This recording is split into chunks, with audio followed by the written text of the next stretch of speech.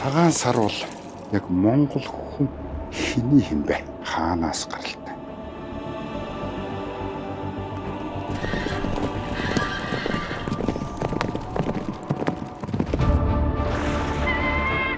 Ямар үйлсэд, ямар ёс сурталчилтай, юуг дээдэлдэг, юуг цэрлдэг, юуг хүндэтдэг, юуг хайрладаг хүн юм бэ? Яг би хэн юм бэ?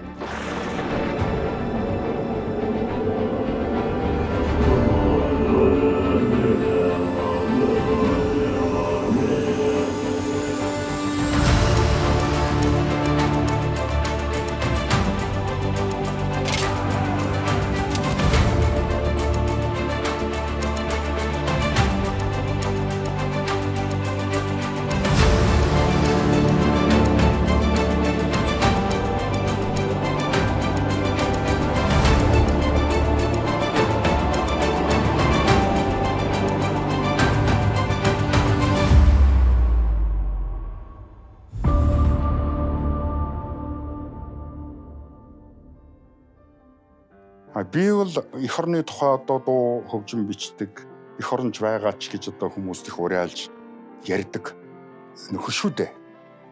Тэгсэн мөртлөө яг эх орноо хэр зэрэг мэддэг вэ гэхдээ зэрэг өдийн нас наслахад бас сайн мэддэггүй хүн. Ховдод нэг онгоцоор очиж байсан байна. Завханд нэг онгоцоор аймгийн төвлөөр очиж байсан байна. Гоолтад нэг онгоцоор очиж байсан байна. Бүр дээр шүү дээ. Баян үлгээд таван богд нэг очиж байсан байна. Тэг ерөнхийдөө мэдхгүй. Тэгээд одоо эх орон гэл ингэж яриад байд. Эх орон гэл одоо хөгжим бичээл байд. Нутаг минь хөлөг өмж гэж.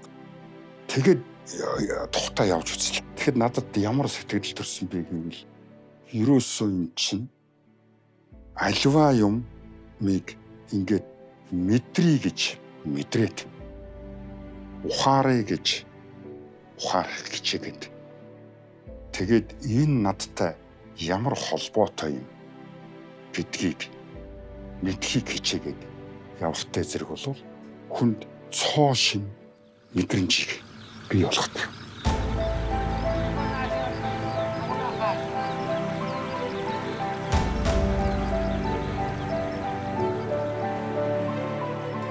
Тэг ховдын тэр их улаан уулна бүтэн одоо тал нь тэр чигээрээ чулуу би чинь зүгээр хангаан хүн шүү. Тэгээд одоо илсэн юутай хатгорууд. Тэгээд очиход ангараг гариг дээр юм байдаг болов гэж бодогдмоор.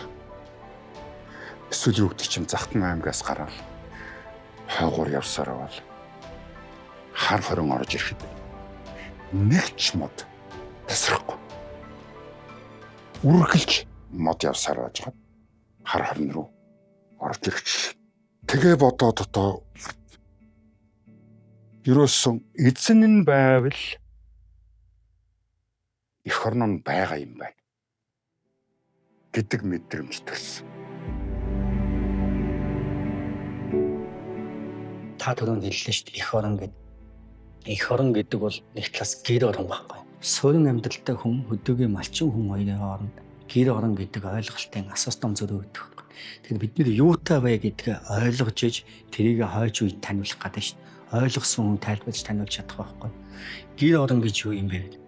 Гэр орн гэж юу вэ гэх юм бол суурин иргэншилтэй хүн бол одоо тэр Америк хүн бол амьдарч байгаа хааваасаа хоёр давхар хааваасаа ипотекийн зээлтэй ч гэсэн энэ хааваасаа тайлбарлана шүү дээ. За орчин цагийн Монгол хүн ч гэсэн ер нь бол зайсан дугаа 100 м авдраад байшин гараал төсөөлнө ш 4 ханаараа энэ бол миний гэр орн. Нүүдэлчний хувьд гэр орн гэж юу гэж?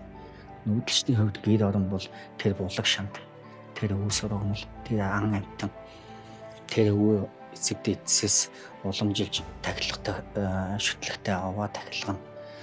Тэр аратан жигүүртэн, тэр ой хөвч, тэр экосистем бүхэлдээ байхгүй.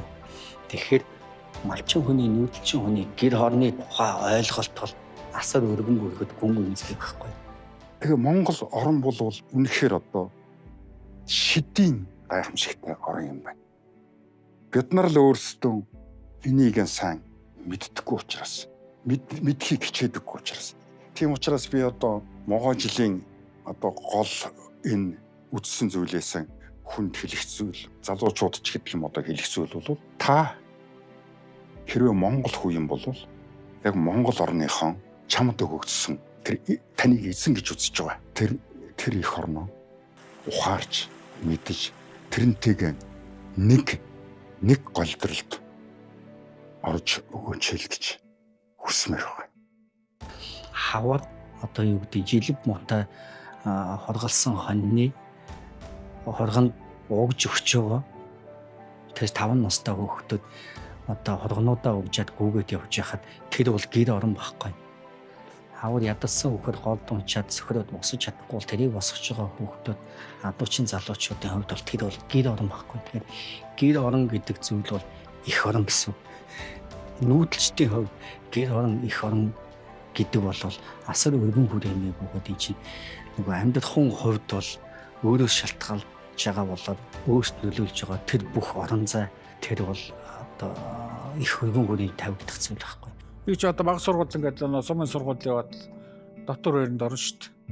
Тэгээ гэрэн сан. Гэрэн ээж аав хоёроос илүү би нохоогоо төрсөн төвсгэн санддаг байлаа шүү дээ. Энэ бол миний малын дээр төссөний одоо буян шиг амьтныг хайрлах. Тэрнүүтээ хов заяагаа хадаж амьдэрсэн их. Ботгоо хөөсөн ингээ өдөржин шөнжин бууйлаад noloмсон бомбөрөөд л. Тэгээ тиймний хажууд ч одоо хэцүү үстэй тийм ээ. Тэгэл одоо ботго нэгэд өгчлээ. Ботго ч эврэг амьтан шүү дээ. Тэгэхээр яадаг гэхээр ботгоор өвчөөд эхээс нь нууж өвчөөд арьсанд нь өвсчихэд тэгээд эхийнх нь эхтнээ өч өгдөг байхгүй юу.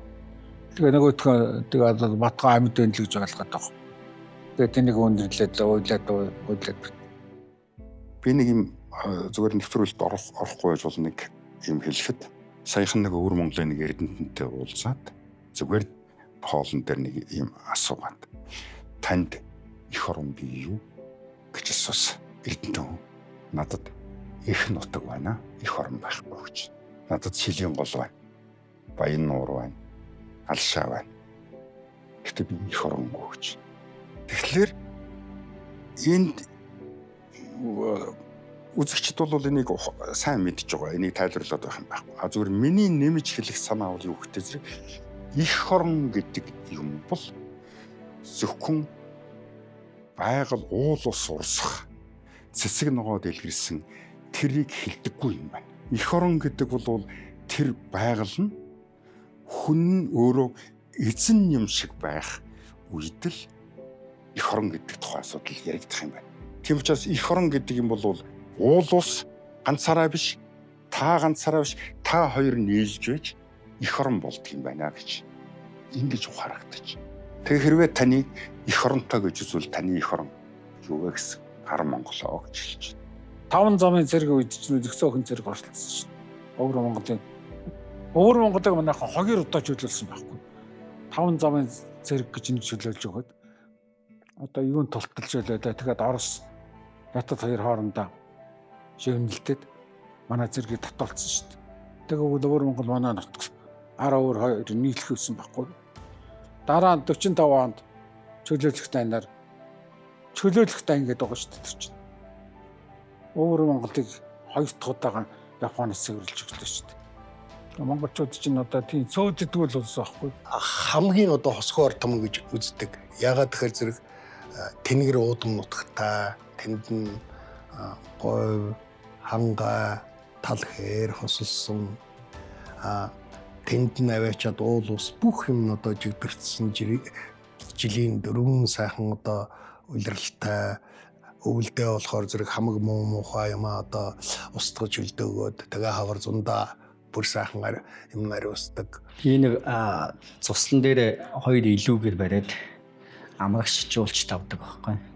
Тэгээ манад 2 жилийн өмнө нэг Германы Lufthansa гэдэг хэсэг онгоцны авиакомпани цахилгааны инженер хөгшин гэр бүлээр ирж амжсан. Тэгээ тэр герман хүн надад юу гэж хэлж ирсэн гэвэл Герман улсыг та нар хөгжиж л гэдэг. Гэхдээ энэ капиталист нийгэм хөгжлийнхоо ямар нэг зүйлд тулж очиад зогсож байгаа даа. Хөгжил гэдэг бол нөгөө хүний оршихуйн хувьд бас яг бидний бодож исэн шиг зүйл биш юм байна гэдэг. Тэгээ цуслан дээрээ чи одоо нөгөө манай нутгийн шавгар гэж ярьдаг. Энэ шавгараас өөр дахиж бити ийм байгууламжийн хүн бариараа гэж над зөвлөж байсан байхгүй. Та нар байгальтайгаа их ойр яг байгалийнхаа нэг хэсэг болж амьдардаг. Тэр 11 оны үндэсний ярьжсэн хувьсгал ялсны дараа одоо баруунаас номлогчд, худалдаачид Монголд маш олонтой ирсэн байна. Тэгээд тэд Монголын тэр үеийн одоо алтан үргийнхэн засагнуудтай уулзаад сайхан найз нөхөрлөөд тэгээ хэлсэн байна. Гэхдээ танай Монгол хоцорчжээ. Одоо өнөөдөр хүн төрлөختөн бол төмөр зам гэж үүдгийг танаад баг. Телефон утас гэж үүдгийг танаад баг. Баян бид өдөр болгон сонирн штеп танаад байх. Ерөөсөө та нар бол энэ дэлхийн ертөнцөөс бүр тасарсан өмөрсөнд та нарын элдэх шиг тогоо шиг болсон байна штеп. Тэгэхээр тэр засах нь юу гэж хэлсэн гэхээр зэрэг би тэрийг чинь мэдж байгаа. Та нарын тэр өндөр байшин, сардмал зам, тэр та нарын тэр нэг хэсэг газартаа ерөөсөө одоо ингээд ерөөсөө багт шинхэ болцсон тэр машин тэр бич. Миний хувь залбирх нь битгий Монгол ТV-ийн боловсрол гэж бид залбирдаг. Энэ үг дээдсийнхэн одоо бидэнд одоо бид бол ерөөсөө монголчууд цөөхүүлээ. Эрдэнэ Бааван зохиосон Алтан өргөөгийн кинон дээр өвгөн бавга зовлон дунсыг чинь сүмбэ хүн мэрэгэн артаас очиж асуудаг шүү дээ. Аавыгаа ихтгэн зовлонгоос хөтлөх үү гэдэг. Тэгээ мэрэгэн өвгөн бавга дэрэгдэх хэсгнээ таньж дотнчлан хайцсах юм бол зовлонгоос ангиж ирнэ гэдэг. Тэгээ ер нь монголчуудын зовлон бол би юу гэж боддог вэ? Яг энэ дэрэгдэх хэсгнээ таньдаггүй, таниагүй, марцчихсан гэдэг зүйл байхгүй. Тэгээ энийг ойлгоход дотнчлан хайцсвал монголчуудын зовлон бэрхшээл биш жаргал болно гэж боддог.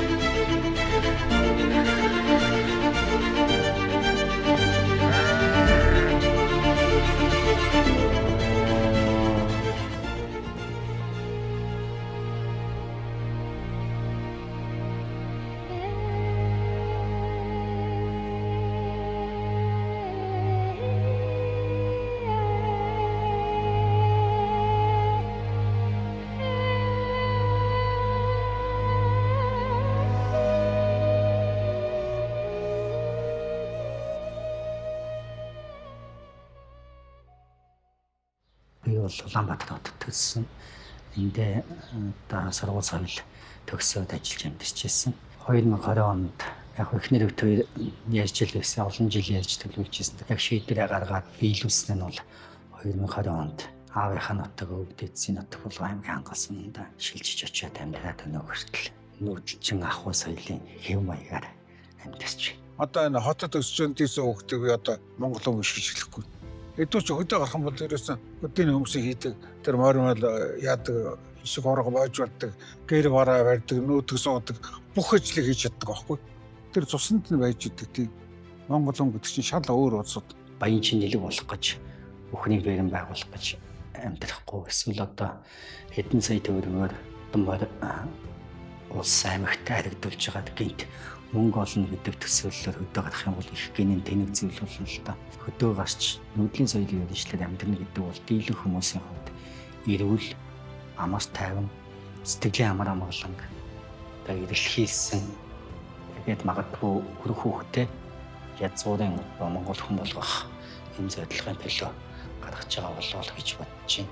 Тэгээ Монголын хөгжил бол малаас их малын дээр төссөн бол дөлгөөн даруй зантай ертөнцийн явдлыг хар угаасан, алган дээрээ дэнсэж ухаарсан, зовж жаргаж үтсэн, даарч өрж, баяр илс гомдож үтсэн ийм улсууд байдаг. Тэгээ би бол тэнгэр заяат гэж боддог юм. Монголчуудыг нэрээ тэнгэр заяат. Тэгээ яагаад гэж би өөрөөс асууна шүү. Энтгэх хүн, якут хүн, монгол хүн бүгд 36 градус халууны шил 30 тэг заадаг шүү дээ. 37 хөрвүүлэг одоо бүлээлч нь халуурч нь гэж үздэг. Тэгэхээр энтгэхт за дунджаар 100 нэмэх 50. Өвөл хасах 5 болвол ер нь хөлдөн шүү. Ингээд 55 нийлбэрээрээ. За Европ яаж ч бодлоо гэсэн нэмэх 30 хасах 30 60. Европын 60 ингээд мянган жил болцсон шүү дээ. 60. Якут явсаар байгаа 60 хасах. Нэмэх за бүр нэмлээ 15 гэсэн. 75. 75. Бид байгаа байхгүй юу? Монголд тосон цэнгэлд хасах 50. Хам богдод нэмэх 50 байхгүй юу? 100 жишээ. Хэдүү? 100. Тэгэхээр мянган жил нэмэх 50 хасах 50-д зогтсон 36 градустай амтан байхгүй юу манай бид. Тийм учраас Монгол гэдэг чинь их өвөрмөс орон. Төв Азийн өндөрлөгт их салхины урсгалдар, их усны хагалбар дээр эрсдэл сатуу ширүүн дөрвөн улиралтай байгалийн шалгаруудаар үүдсэн энэ Монгол хэмээх цөөхөн хар толгойтой хүн энэ хэдэн бэлчээр юм аа гэдэг бол дэлхийд өнөөдөр гайхагдчих шүү дээ. Энэ дорны суурин соёл иргэншилтэй улсуудаас Монгол хүнийг бол царай зүс явдал суудлаар нь яриа өөрөөр нь зүрх сэтгэлээр нь гарын үсгээр нь таньж болно гэж би ингэж бат. Тэгээ монголчуудаар бол бахархдаг. Монголчууд хааш эзээч ямар цаг үед дайн байлдаанд явсан ч гэсэн хөгжил одоо үйлдвэрлэл мал ахуйт дээр очлаач гэсэн хизээч хаанч монголчууд цөөдөж үзээгүй ард юм. Тэгээд монголчууд хааж очсон газар дутдаг. Хааж очсон амархан дасан зогтдог. Хаанч ямар ч ажлыг хийчдэг. Хаанч очоод оюун ухааны тэмцээд 1-р үеэр авчдаг. Хаанч сүмүүд очоод төрүүлчдэг.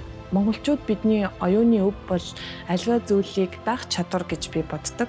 Одоо жишээлх юм бол үүдэн маань Америкийн нэр чатар чинь дэлхийн одоо цуутай сууд ухаантай тэмцэжсэн. Дэлхийд танигдаж алдартай өргөөр нэрлэгдсэн гэх мэтчлэн эндээс ахуулаад Монголын шатрын хөгжил эхэлж байгаа юм. Одоо бол өсвөрийн шатарчид маань манай залуугийн шатарчид үл сайн тоглож байгаа. Монгол хүүхдүүдэд бол потенциал байгаа. Мянгат гэдэг дээр эрдэмтэн. Өнөөдрийн одоо маш өндөр хөгжилтэй тэр дуран аваагаар олж харж чадаагүй. Бараг сансрын нисчид бараг нь харж чадаагүй. Тэр оддын одоо байрал сүмийг тэр мянгат эрдэмтэн аль хэдийн зурхаан аргаар аваад хадан дээр одоо тэмдэглэсэн юм биш. Тэгэхээр бидэнд 100 градус төсөлтэй байх оюун ухааны ийм тарих бүтээгдэхүүнийг өгсөн ба шүү дээ. Тэгэхээр гаднаас үеийн голж болохгүй. Нацаг дөрж өгдөг хүн одоо гэдэг тэр 9-1-ийн шүлгийг ижил шүлэг 9-нтэй одоо дээр орсон. Энэ тэнцүү сайхан шүлэг хүчтэй. Тийм одоо зүүн совин мэдрэмж сайтай асуудал. Тэгэхээр энэ бол тэнгэр заяат маань энэ бидний оршин байгаа байгаль цаг уурын газар зүйн орчин бол бидний тэнгэр заяа дотор. Тэнгэрийг манай монголчууд шиг мэддэг ард түмэн баталбах. Нар жаргахыг хараад манай ард түмэн чи манай малч чинь маргааш тийм болох юм. Нөгөөдөр тийм болох. Одоо хараад энэ гурван мэт гараад ирж сууд болох гэдэг юм. Ингэж одоо нарийн од гаргаараа шинждэг ард түмэн бах. Малчин хүний хувьд хэлэхэд бол морин жил бол аятайхан үнэтэй байх шижтэй. Манай нутагт цаас их унсан. Маш их цаас унсан. Гэхдээ дулаахан одоо их тийм сайхан өгөл болж өнгөдлөө. Тэгэхээр цаас их унсан байна гэдэг чинь хавар тэгээд дээр нь цаг дулаан байна гэдэг чинь хавар яргуу эс цохож аг нүдлэх магадaltaй гэсэн. Хавс цаг сайхан болж магадгүй гэсэн байхгүй. Ногоо эс цохоо мал ногоотой эс залгуул одоо махан дорох хүчээ эс тавах юм да гэж бодож чинь. Тэгэхээр зүгээр сайн цаг сайхан жил гарах юм да гэж зүгээр байгаль цаг ураас тэгж шинжиж бодож байна. Цагаан сар бол яг монгол хүн хэний юм бэ? Яг би хэн юм бэ? Хаанаас гаралтай? Ямар өгөөс, ямар ёс уламжлал? Юу дээд? Юу цэрлэг? Юу хүн? Юу хайл хүн юм бэ? Ухаарлын өдрүүд гэж би бодож байна. Хамгийн гол чухал юм бол монгол хүний өөрийнх нь одоо тэр мөн чанарт байдаг. Монгол хүн гэдэг бол дандаа өөрийгөө ариусгаж явдаг. Тэр нь бол яагаад гэхээр зэрэг өөрийнхөө сэтгэл зүрхийг ариусгасан хүн гэдэг бол сэтгэл зүтгэх дортон шунал гэж ерөөсөө огт байна. Атаа жөтөө гэж байдаггүй, хар хорог гэж байдаггүй. Яг л манай эх орны заримтай үүлгүй цэнхэр тэнгэр шиг Монголын ард түмэн цөөхөлөө мөртлөө ийм одоо ард түмэн байсан. Нүүдэлчин хүний мөн чанар дотроос монгол хүний одоо мартагдсан тэр гол зүйлс үнэт чанарууд нь гарах юм болов уу гэж боддог байхгүй. Яагаад гэвэл нүүдэлчин хүн дотор монгол хүний язгуурын шинжүүд бидний өвөө эмээ өвөг дээдсээс дамжуулаад илүү сайн хадгалагддаг юм байна гэсэн бодол байгаа байхгүй. Тэднэрт янз бүрийн одоо эдийн засгийн гэдэг юм уу эд хөрөнгө мөнгөний сонирхол алга тэд нэр элдв одоо шунал хэрэгцээнээс өөрсдөө чөлөөлж чадсан байна. Ядчил нүүдэлчин хүн нүүхэд төвхтөөгээд элдв эд хогшил цуглуулахаас хүртэл цааргалдаг байхгүй. Монгол улс их сонин нийгмийн одоо бүтцтэй болчихж байгаа. Ер нь дэлхийд одоо байхгүй. Орчин цагийн бүх ололтыг шингээх хичээж байгаа. Гэтэл өөрийнх нь суур иргэншил нь нүүдлийн соёл хэрэгжүүлэх.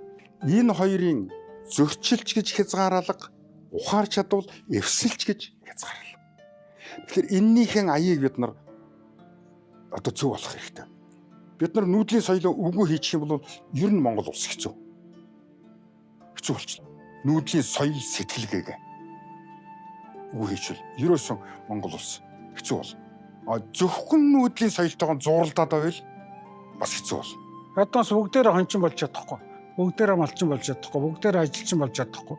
Бүгдээрээ сэхэтэн болж чадахгүй шүү дээ. Хүний хувь заяа зам нь өөр. Тэгвэл бяданд тэр Монгол хүнд байх ёстой нэг хэдхэн юм биш үү? Тэр зан зансад ёс суртахуун, хүн чанар, нутаг усан, газар шараагаа гэсэн их орно гэсэн элэг зүрх байх ёстой. Сэтгэл нь Монгол биш болчихвол зүрх нь Монгол биш болчихвол Монгол биш болчих юм бол бидний нүр царай гिचнээ Монгол байгаад яах вэ? Царай зүс Монгол байгаад яах вэ? Зүрх сэтгэлээрээ бид Монгол байх хэрэгтэй. Би одоо эрдэмтэн судлаачдын хувьд бол 90-ад оны сүүлч рүү өөрөө их мухархмал байдалд орсон. Ягаад гэхээр би бас залуу байхдаа зөвл толгойд улсад дэд эрдэмтэн хамгаалсан. Тэр үеийн зөвлөлтийн эмийг хуусан уу? Сайн хуусан. За дараа 90 оноос хойш би барууны эмийг хуусан. Тэндээ санаа авч ном бүтээлээ төвөрсөн. Ингээд байж тал ерөөсөн ч болохгүй юм байна. Бидний энэ их орны хөрсөнд итгэхгүй юм байна. Бидэнд тэр өвгдөөс тэр мөнх хөх тэнгэрээс одоо биднийг ивэддэг, хардаг юм байд юм байна. 19 онд нэг бичсэн ном байдаг. Миний л харгуу гэдэг нэг нэртэй ийм ном. Би өөрийнхөө одоо амьдралын талаар бичсэн ном. Түүний төгсгөлийн өгүүлбэр байгаа. Тэр өгүүлбэр бол ямар өгүүлбэр вэ гэхээр би эхнээсээ дэлхийн хөгжмийн зохиолч болъё гэж зориогүй. Би Монголын хөгжмийн зохиолч байх л үүрэгтэй. Миний хөгжмийг дэлхий сонсох эсэх нь дэлхийн өөрийнх нь хэрэгээ л гэж хэлсэн. Ийм өгүүлбэр.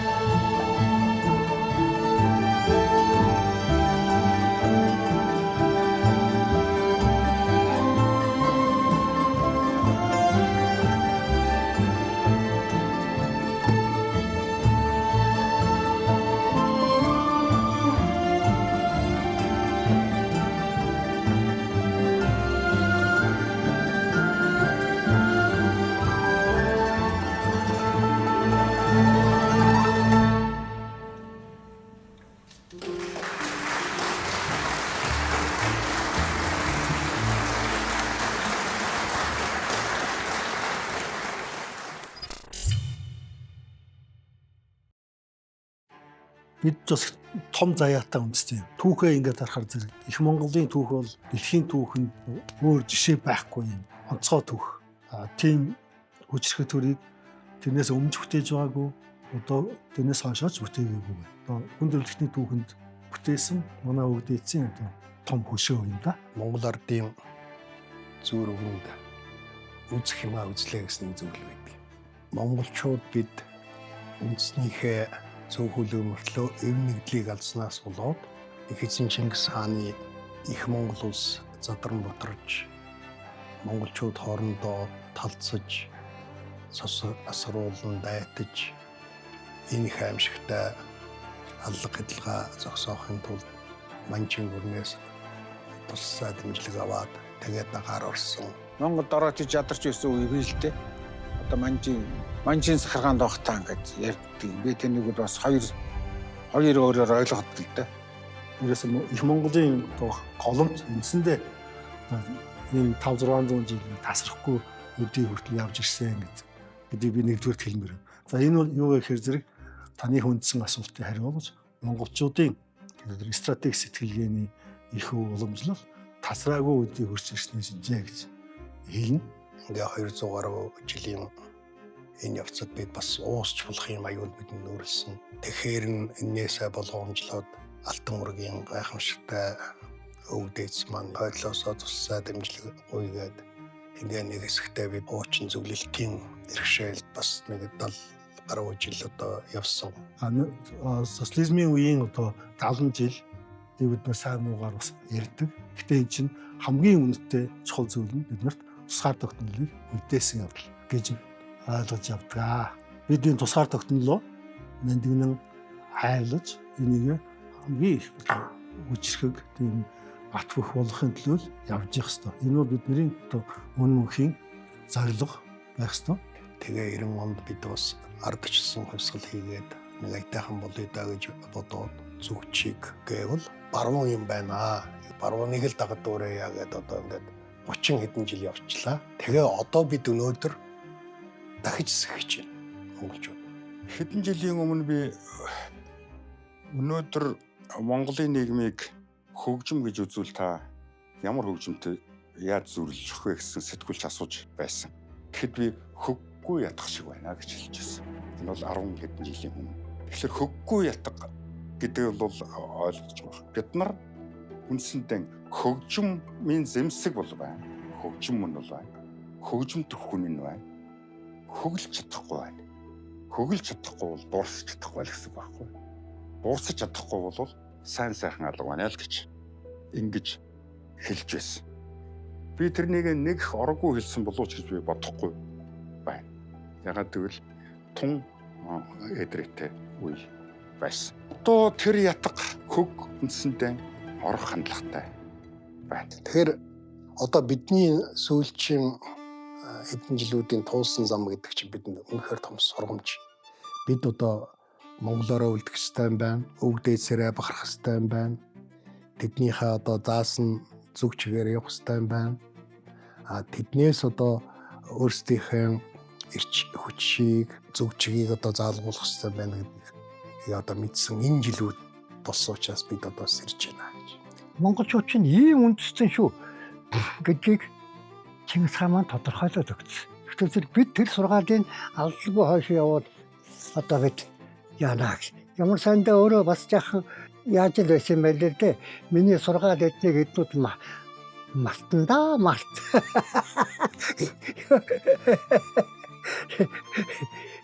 Миний ёо хойч торгон дэлэмсэд хархан сайт унаа тархан махад ингээд ирэхтэй зэрэг илтэйгээ зэрэг намайг мартандаа март. Хойлж байгаа шүү дээ. Энэ эднийг бол гэхдээ үед бол фашизмын үед бол мартуулах гэж оролцсон л да. Гэхдээ зэрэг Чингис хааны үзэл санаа Чингис хаан гэдэг бол монголчуудын яс маханд нь шингэсэн учраас тэгээд мартагдгүй юм байна. Энэ том бахархал дээрээ суурлаад өнөөдөр бид нар одоо тусгаар тогтносон Монгол улсаа ингээд бүтээгээд явж байна. За тэрийг болсон болоогүй ч одоо асуудалтаач тэр асуудалгүйч ингээд явж байгаа энэ үйл явц чинь бидний хувьд бол том аз жаргал. Аялгау талаасаа та бол аялгау талаасаа авч үзэх юм бол сүүлийн одоо магадгүй 1691 оныг бол манайхан мэдчихэж байгаа. Яг нь тэр бол нэг үйл явдал болсон он би түүнээс өмнөх мартагдсан аялгау өнөөдөр сэргэж байна л гэж ухаарч байгаа. Сэтгүүлч хүн гэхээсээ илүүтэй малчин хүний хувьд, нүүдэлчин хүний хувьд дүгнэх нь зөв болов гэж бодож байна. Сүүлийн үед мэдрэмжүүд төрдөг болоод байгаа л да. Тэр нь юу гэвэл монголчууд өөрсдийгөө таньж мэдэх гэж их чармааж үндэсний ухамсар сэргэж гин гэж би ойлгоод байгаа юм. Өнөөдрийн Монголын оюун санааг бол би сэрсэн тал гэж боддог дотроо. Саяхан бид нар том гүрнүүдтэй өрсөлдөж, дэлхийн аваргыг хожиж, бидний оюун санаа, оюун ухаан сэрж гин гэж харж байгаа дэлхийд Ерхий сайдын зэгцлэх хөтөлбөрийн дотор мөн цэнтэй Монгол хүнийг төв болгож тавьж байгаа нь бол байгаа онж байгаа зүйлээ л гэж дүгнж хэлмээр юм. Энэ бол сэтгүүлчийн хуваар биш зүгээр малчин хүний хуваар анзаарч хэлж байгаа зүйл биш. Цэгцэрнэ гэж тэр ерөнхий сайдын төвшөөд гадарлаасан бол маш зөв. Одоо цэгцэрхээс өөр ямар ч гарц байхгүй. Одоо бид цэгцэрхгүй юм бол геополитикийн энэ том хөдөлгөөнд ерөөсөд зомгол болоод хөвөн алга бол. Одоо би ямар энэ олон улсын байдлыг одоо ямар яриад байлтэн биш. Яг ингээд үе дайн болно. Тэгээд дайн болсны эцэст нэг гэрээ хэлцээр байгуулад нэг дэг журам тогтно. За тэр дэг журам тодорхой хугацааны дараа одоо дахиад л эвдэрдэг. Тэгэхээр өнөөдөр бид нар яг нэг тийм шилжилтийн үе дээр ирчгээд байна. Тэдэн зууны өмнө манайх байсан одоо авлаа гэж шүү дээ цаанч. Тийм бид. Тэдний үед манайх бэлгэлсээ одоо авлаа. Томчууд. Тэдний үед манад харьяа байсан авлаа. Тэгэл зүгээр л авчих шүү дээ. Энэ 200 ус дотор усаараа ингэ оршин тогтно гэдэг чинь алаан байхгүй юу? Бид их хүчтэй байсан бол бас их байх л да. Илхан тулс манайх байсан авлаа. Алтан ордны улс манайх байсан авлаа гэх юм байлгүй. Гэхдээ энэ хөдөлгөөнтэй үед бид нар тэднэртэй тэгж хөдлөх ямар ч боломжгүй. Ягаад гэвэл бид нар хүн ам цөөтэй эдийн засгийн хувьд ийм орсон тогтнож байгаа хураа газрын арал шиг юм дээр ингээ байж байна. Тэгэхээр одоо бид нар яаралтай цэгцэрх хэрэгтэй. Бидэнд одоо цэгцэрх юм их байна шүү дээ. Илүү дутуу юм. Ерөнхий сайдын бодлого арай өөр юм үзье. Харж байгаа. Ёс суртахууны асуудал ярьж байна. Цэгцэрх хөдөлгөөнөө гэдэг тэр философи тавьж байна.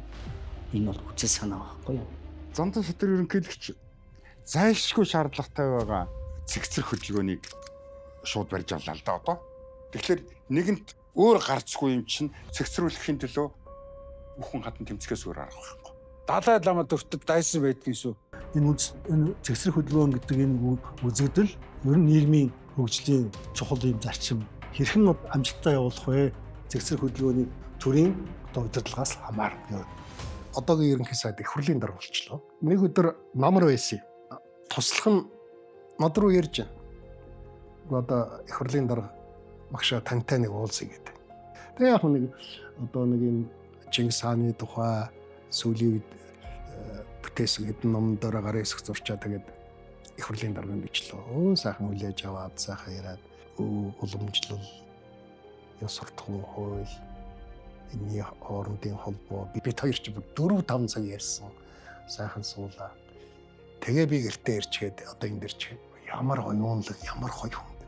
Тэгээ тэрнээс хойш одоо өнөөдөр ерөнхий сайд битэрийн хооронд маш сайхан тийм оюунлаг одоо эдэмлэг бараг багшийн гэхэр ийм холбоо бүтсэнийг би өнөөдөр бас зөвлөх хэрэгтэй гэж байна. Цэгцэрх хөдөлгөөн ном бол монголчуудын оюун санааг нэгтгэхэд бидний ер нь энэ жоохон унтаа байгаа байдлыг сэрээхэд нөлөөлж чадхаар тийм ном болсон гэж боддог.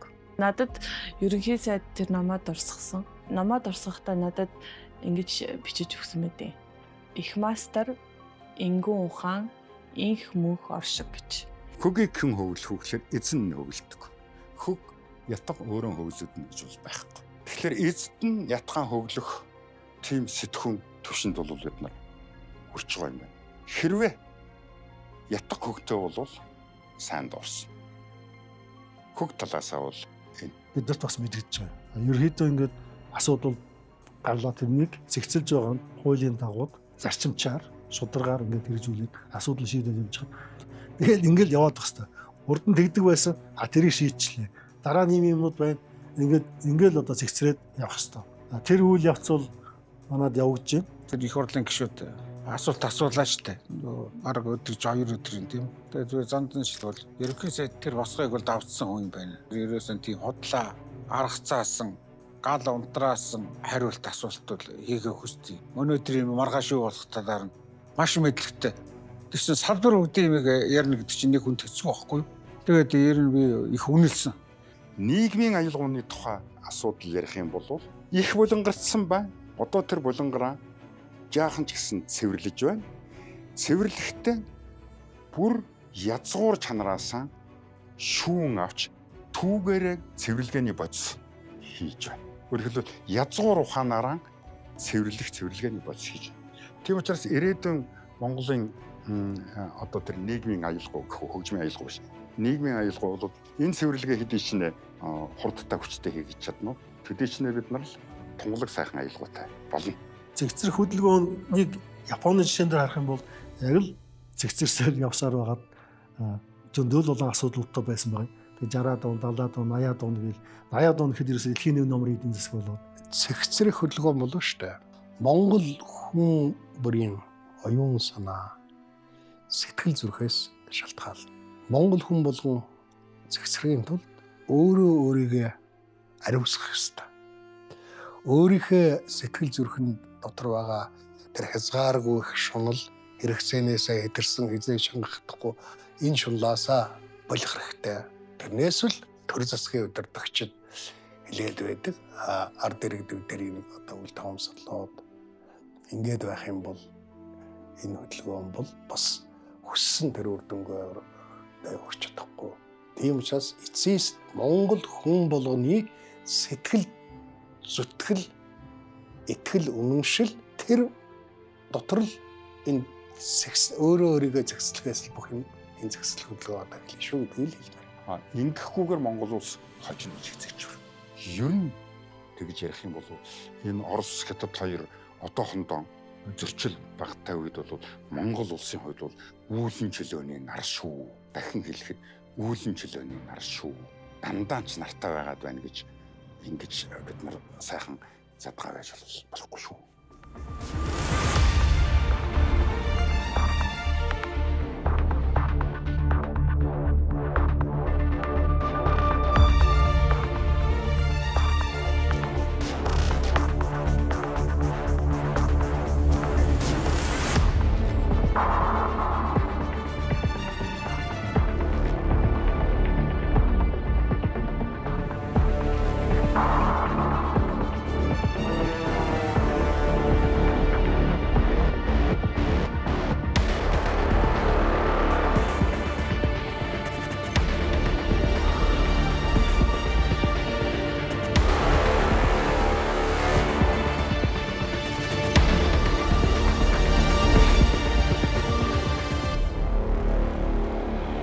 Бие ихэл сэтгэл гэдэг одоо нэг ингэж яриад шүү дээ хүмүүс. Ихэл гэд нэг юм байна. Тэгэхээр энэ цагаан сараар бол сайхан үг хэлэлцдэг. Одоо 14 хоногийн сургууль хийдэг. Сайхан үг хэлэлцэх. 16-наас хойш тэр пепугаан хэлдэг юм уу яа тийм мэдэхгүй. Уул нь хэлэхгүй байх хэвэл да. 15 хоног сайхан сургууль хийсэн юм чи сайхан үг хэлээд тарган сайхан аварчиж байна. Монголчуудад ерөөсөн бэлэг дэмбэрлийн яриа хөөрөөтэй тэр нь одоо биелдэг. Сайн өгвөл одоо үрждэг, муу өгвөл одоо хүнийг хөөддөг, сүдэртүүлдэг гэж ярьдаг. Хүнээс гарч үг гэдэг юм бол хүн болгон ер нь Цэдэн Булдарга шиг баг балчраасаа бодож байх юм бол үг бол сумч мөн, эмч мөн. Би бүр дөнгөж ухаанд орж исэн үеийнхээ цагаан сарын бүдэх бадаг санагддаг юм аа. Тэгэд яг нэг жахан гарын бэлэг гэдэг нэг маруул одоо тийм хөл зүйл өгнө. Тэгээ өгтөө.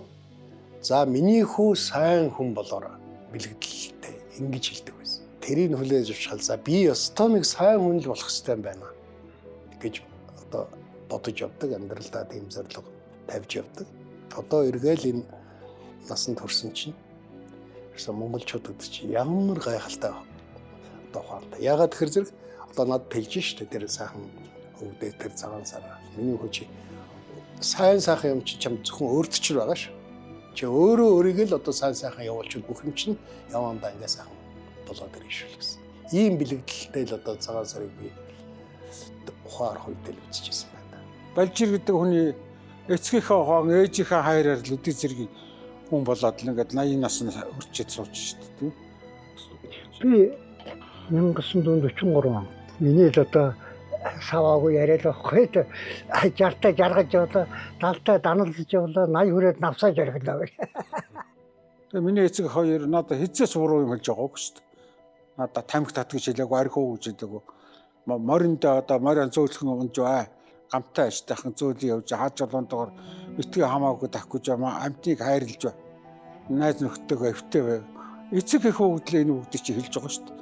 Тэгээд тэний чинь одоо толгойтой шингээж авах нь байна уу? Тэр хүүхдийн л одоо ухаан мэдэн шүү дээ.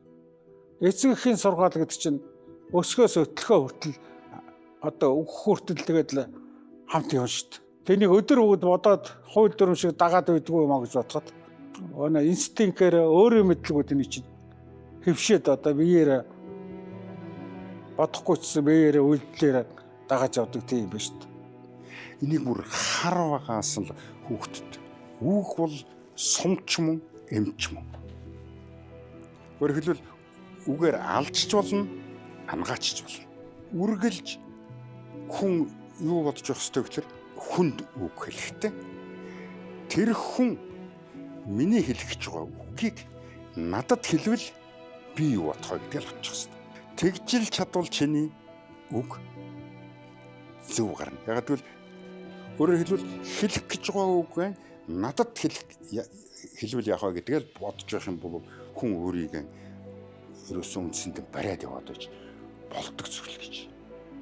Өстөө одоо үнээр яваад, шударгаар яваад маш их төсвөр төвч. Ер нь төсвөр төвчээр гэдэг үл шүү дээ. Бүх хүний хувь хүний өөрийнх нь аюулгүй байдлын баталгааны энд байдаг. Хэрвээ төвчээр алдаал нэгэндээ муухай хорон муухай өглөөл муу санаал ингээл ирэх юм бол ерөөсөө амьдрал учир утгахгүй байдаг. Тийм учраас ерөөсөө гол энэ амьдралд бол төсвөр төвчээр цуцлтгүй хөдөлмөр өөрийнхөө амьдралд зориг тавьсан тэрийг нэр төртөө даван тууссан. Энийний дараа яг насныхаа одоо төгсгөл амьдрал дээр бол эргээд тэрийг кино зурагч харахад бол өөрөөрөө бахархах дараа нь үлдэж байгаанууд нь хүртэл хэдэн үеэрээ тэр ээж аваараа одоо өвдөөсөрөө бахарх. Тэр үерүүгэл ирдэг. Тэр жижиг үндэсний суурлийн рецепт гэж байдаг байхгүй юу? Рецепт. Одоо эмээ рецепт гэж байдаг үстэй тийм ээ. Жижиг үндэстэн сунж байгаагийн одоо эхний өвчин юм бол шинт тэмдгүүд. Одоо илэрдэг. Яадгүйгүүд биеийн тоодог. Эх орноо санддаг тийм ээ. Тэгээд хүн чанараа алддаг. Бусдыгаа хүндэлдэг. Ээж аваагаа боддог. Энэ бүхэн чинь жижиг үндэстэн одоо ингээд том юунд уусч остож үндснийхээ хэв шинжийг алдаж байгааг нь эхний одоо тохоо. Тэгээ өнөөдөр одоо бид бас монголчууд бид биш үү? Энэ үндснийхээ үр хүүхдээ хүн болгож хүмүүжүүлж тэр хатуу зүтүү эцүүгийн өөрсөнд нь мэдрүүлж одоо явсан тэр сурамжаа одоо марцсан байна. Дэндүү үр хүүхдүүдэд бөөцүүлж байна. Та одоо үр хүүхдүүд ч бараг хэцгээ өдөрдох юм хэмжээр орчлоо шүү дээ. Тэгэхээр бид нар яг энэ зүйлээ алдчихгүй тулд одоо хүүхдүүдэд яг энэ уг язгуус чанараар нь хүмүүжүүлэх хэрэгтэй байхгүй. Бидний нэг алдаад байгаа юм байна шүү дээ. Зөвхөн амиа боддог. Миний л хүүхэд одоо тэр үедээ сургууль зураад миний л хүүхэд, миний л ээж, миний л ах эгч гадаад яваад өвчин эмгээс салчвал боллоо гэдэг гэр бүл өөрийнхөө л утсан амийн үзэл байгаа байхгүй. Монголчууд бол язгуураасаа тийм биш шүү дээ. Хувийн эрх ашигаа хизээч нийгмийн сайн сайхандаас дээгүүр тавьдаггүй шүү дээ Монгол хүн. Тийм байгаагүй. Өөрийнхөө өчүүхэн хувийн эрх ашигыг одоо хамт амьдарч байгаа нэг гол усанд амьдарч байгаа хүмүүсийн эрх ашигаас дээгүүр ирэмбэлж тавихгүй байна гэдэг чинь язгуурын зан чанар байхгүй. Энэ бол монголчуудын одоо генэнд гэдэг юм уу энэ дотор нь байж байгаа хадгалагдсан зүйл байхгүй. Биднээс тэгэхээр энийг хүүхдүүддээ өвлүүлэх хэрэгтэй байхгүй. Тэр хүний одоо хэрэглээ гэдэг бол ерөөсөө юм чинь ханашгүй шүү дээ. Өдөр тутам дэлхий дахин чинь нэг л хэрэглээ бий болгоод байна шүү дээ. Тэр хэрэглээгээ бүгдийг хангах нь бид амжихгүй шүү. Харин хүнд бол гол хэрэгцээгээ хангах асуудал бол байна. Хэрэглээ хэрэгцээ хоёр бол. Одоо сүүлрүүгээ бид чинь одоо дэндүү тансаг хэрэглээрээ хүртэл одоо бүр ерөөсөө ингээд дэндүү их орчиж шүү дээ. Хэрвээ бид нар амиа удсан биш ийм бэртгчлгүй нийгэм бүтээж чадах юм бол энэ хүүхдүүд гар гараа бариад мөрөг тулаад энэ 3 сая хүнтэй энэ улс орныг бол 20 жилийн дараа бидний тэр бэлдсэн хүүхдүүд улсыг хийдэл босгож чадна л гэж бодож байна. Тэгээ би энд нэг зүйлийг хэлэхэд би заримдаа өөрийгөө шүү дээ. Дэндүү одоо хатуу харигс өвөө гэж одоо боддог заримдаа. Тэгвэл биний энэ чанар бол тэр өр хүүхэд өөрийнхөө хойчин ирээдүйн төлөө хийж байгаа асар том хөрөнгө оруулалт. Би жишээлхэд нодон жил ба шүү дээ. би 4 охинтой. Миний хамгийн том охин одоо хүү дөрөвс. Одоо би бол том зэт. Том зээ минь 12 дугаар анги төгссөн. Өдөн жилийн 10 сарын цэрэг таталтаар би зээ хүүгээ урд хил эх орныхоо урд хилийг жил хамгаалчаа төрөөд иргээ явуулчихсан. Ингэж явуулахдаа элен цөвөөч нь энэ хилийг тогтоож өгсөн юм аа. Миний аав 1962 онд нийтдээ 17321 квадрат километр газар дээр үүссэн хилийн маргааныг түргэн шуурхай шийдвэрлэх засгийн газрын нууц 5 хүнтэй тамсан гишүүнээр жил гаруй хамгаалжсэн. Асар их маргаантай газрууд их байсан. Одоогийн өнөөдрийн энэ оюу толгой, таван толгой энэ газрууд хамгийн их маргаантай байсан газрууд тэгээд их орондоо авсан. Тэгээ энэ хилцээрийн үр дүнд бол Монгол улс бол нэг 12321 квадрат километр газар нутгийн өөртөө аваад 5000 бүгд дайранд хатадаар тулсан. Ийм хилцээр хийгдсэн. Өнөөдөр бид эдгээр одоо дотроо ингээл янз бүр байгаа ч гэсэн одоо хилийн бодлоо, мөргөлдөөн, дайн дажин байхгүй. Нэгэсэндээ бусад ард түмтэй харьцуулахад бид дэндүү бод жаргалтай бас амьдарч байгаа ард түмэн шүү дээ, тий. Тэгээд энийг бүтээлсэн үг эцгийнхээ тогтоосон тэгээд эн чинь эх орныхоо хил дээр одоо хамгаална гэдэг чинь 3.5 сая монголчуудаа хамгаалж байгаа биз дээ. Тэр албар нь явуулсан одоо жилийн дараа миний зээ хөвлбөр жинхэнэ монгол хүү болоод ирнэгээд би өвөгийн хувьд одоо өвгөө хараад сууж байгаа шүү дээ. Тэгэхээр өнөөдрийн хувьд бол бид одоо нөө Монголын оюун санаа гэдэг чинь айл өрх болгон ингэж одоо оруулж ирэх ёстой болохоос биш тэр хизээж хангахгүй тэр эрэл тэрх цагийг хангах гад одоо жишээлбэл гар утсагч нь бараг жилдээ хэдэн удаа солигдож өөрчлөгдөж шинжлэх ухааны технологийн дэвшил орж тэр бүхнийг хангахад бид чинь идэж ухаасаа хүртэл ээж аав нь татгалзаа сууж байгаа биз. Одоо трийгээ бэлцгэмээр байна болж байна. Соёл гүн ухаан шашны гүн ухаан мундаг өшөлттэй. Хоосон чанар гэж яриад байна, тийм ээ. Хоосон чанарыг бол хүн ойлгох юм бол өнөөдрийн байгаль дэлхийд дээр ядын энүүдэнд харагдаж байгаа бүгд энэ бол өнөөдөр байна маргааш байхгүй. Тийм учраас одоо юмд битгий гэж хоргодоо. Мөнгө төгрөнд битгий хоргод. Өөрийгөө номхотгоно гэж хоосон чанартай байгаа. Хүн өөрийгөө хүн чинь бөөн дутагдлаа хөөдөг шүү дээ. Одоо цөөхөн монголчууд бид биш үү? Энэ хорвоогийн хамгийн самаан ард түмэн бидэнд шүү дээ. Юмыг гол шилнэ. Бид бол дайн дажин, өсгөлэн, зовлон тэр имийг ерөөсөө үзээгүй ард түмэн шүү дээ. Ийм ард түмэн энэ хорвоод ер нь одоо монголчуудаас биднээс өөр юм байна уу?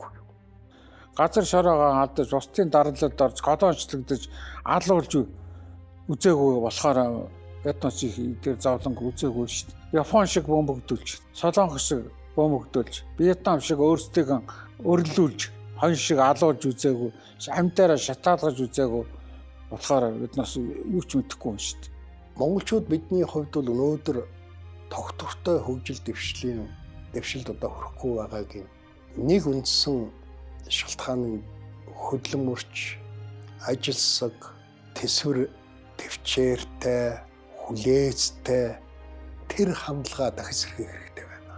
Чингис хааны чанчун бомбод бичсэн загтал байдаг. Мөнх тэнгэр дундад улсын хэтэрхий баардам хээнцэр дээрэнгүй үл таашааж байна. За харин талын бид нар бол эд хэрэглэж шунохгүй энгийн адуучинтайгаа ижлэх нь яраг даавн дийлэмсэж анчинтайгаа нэгэн тавгнаас хоол идэж энэ 7 жилийн дотор одоо энэ дэлхийн их гүрнийг нэгтгэн захирваа гэж байдаг байхгүй. Би бас арт иргэдтэй ахан дүүс шиг хамтдаг хээнцэс тансаглалыг төвчээ гэж сургадаг гэдэг байхгүй. Бидэнд бол одоо эх орондоо сэтгэл тэнүүн аз жаргалтай амьдрах бүрэн боломж. За энэ боломжийг хангахын тулд юуны юм бид бол нэгдүгээр эх орноо ойлгож эх орноороо барах хэрэгтэй. Хоёрдугаар тэр эцэг өвгөд дээдсээрээ барахж тэднийхээ тэр захаас сургамж үг сургаалыг байнга судлахгүй бол бид сүүлийн жилүүдэд аваачаад компьютер, фэйсбુક одоо бидний чинь сэтгэлгээ гэдэг чинь ерөөсөө шүү дээ. Өнөө уншихаа болоод эргэцүүлж бодхоо болчхороо зэрэг ерөөсөө робот шиг болчиход байгаа юм. Энэ ганц монголчууд ч биш. Дэлхийн ерөөсөө тэр чигтээ ийм болцсон. Өөрөөр хэлбэл бетон өдрөөс ахгуулаад шинийн 15 хүртэл бол үндсэндээ бид нар монголчуудын яг хүн байхын. Тэр энэ хүн байхын мэрэгжил дэвшлүүлэх 16 хоногийн дамжаан сууж байгаа байхгүй юу? Энэ дамжаандаа сайн суучвал дараагийн 350 хоног нь цэнийг алдахгүй гэсэн үг. Тэгэл дараагийн цагаан сар болохтой зэрэг одоо цэнийг аавна. Энэ цагаан сарыг бол үндсэндээ одоо энэ монголчуудын үн мөнхөд барьж явах оюун санааны ёс төдийг бид нар залуучуудаа сургах, өвлүүлэх, өөрсдөө хичээх ийм хэрэгтэй байгаа юм гэж би боддог.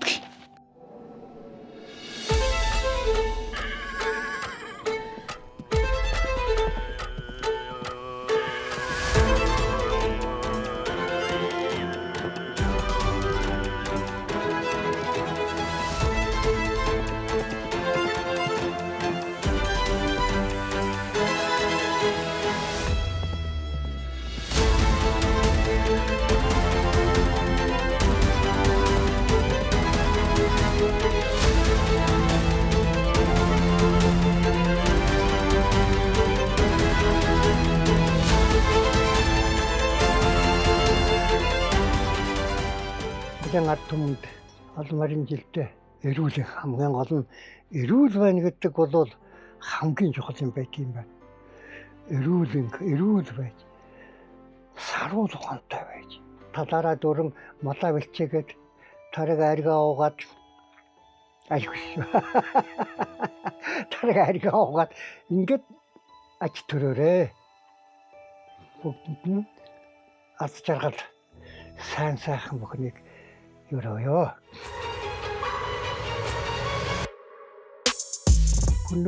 Сүнүүгийн үеч Монголын ген явсаар байгаа байхгүй. Одоо ч бидэнд явж байгаа. Энийг таслах юм бол Монгол гэж байхгүй шүү дээ. Би бол Монголын заяа ихээ гэж боддог шүү дээ. Таслах гэж оролдож байгаа таслахгүй. Ягаад гэвэл та нар байж байгаа гэж. Таануудын дотор одоо миний дотор байгаа ч байж хахад таанууд ч одоо энэ залуучууд ч миний ардаас залгаж яваа улсууд одоо ингээд Монголынхаа угсааны тухай ингээд ярилцлага хийгээд явж байгаа чинь тасрахгүй шинжил авахгүй.